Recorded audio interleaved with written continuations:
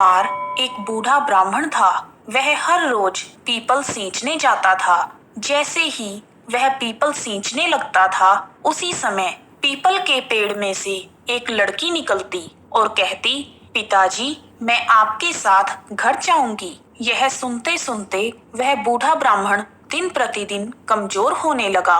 उसकी ऐसी हालत देखकर एक दिन उसकी पत्नी ने पूछा, क्या बात है, आप इतने परेशान क्यों हैं? तब वह ब्राह्मण बोला कि हर रोज पीपल में से एक लड़की निकलती है और यह कहती है कि पिताजी, मैं आपके साथ घर जाऊंगी। तब बुढ़िया बोली, इसमें परेशानी की क्या बात है, कल ले आना उसे। जैसे 6 बेटियां रहती हैं, वैसे 7वीं भी रह लेगी।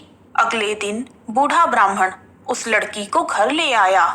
लड़की को घर लाने के बाद वह ब्राह्मण आटा मांगने गया तो उसे पहले दिनों की बजाय आज ज्यादा आटा मिला।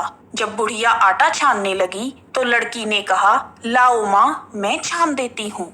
जब वह आटा छानने बैठी तो परात भर गई। उसके बाद बुढ़िया माँ खाना बनाने के लिए जाने लगी। तब लड़की बोली, माँ, आज खाना मैं बनाऊंगी। पर बुढ़िया ने कहा, तेरे हाथ जल जाएंगे बेटा, ना, तू नहीं बनाएगी। पर लड़की नहीं मानी और वह रसोई में खाना बनाने चली गई। उसने तरह तरह के व्यंजन बनाए और उस दिन पूरे परिवार ने पेट भरकर खाना खाया। इससे पहले वह सब आधा पेट भूखे ही रहते थे। जब रात हुई तो बुढ़िया का भाई आ गया और कहने लगा, बहन बहन, मुझे भूख लगी है, मैं तो खाना खाऊंगा। तब बुढ़िया परेशान हो गई कि अब खाना कहाँ से आएगा। तब लड़की ने पूछा, माँ, क्या बात है? तब बुढ़िया माँ बोली, तेरा मामा आया है और कह रहा है कि मुझे भूख लगी है, मुझे रोटी खानी है। लेकिन हम सब ने तो रोटी खा ली है, अब उसके लिए मैं रोटियां कहाँ से लाऊंगी? लड़की ने कहा, माँ, तुम चिंता ना करो, मामा के लिए रोटी मैं बना दूंगी। और वह रसोई में चली गई। उसने अपने मामा के लिए 36 व्यंजन बनाए और मामा ने खुशी खुशी भर पेट खाना खाया और कहा, मैंने इतना स्वादिष्ट खाना पहले कभी नहीं खाया। बुढ़िया ने अपने भाई को बताया कि आज खाना तेरी भांजी ने बनाया है।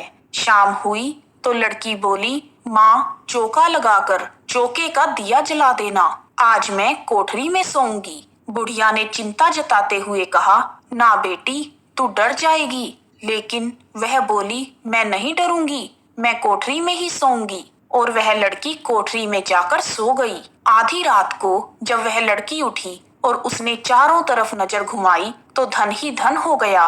वह कोठरी धन से भर गई।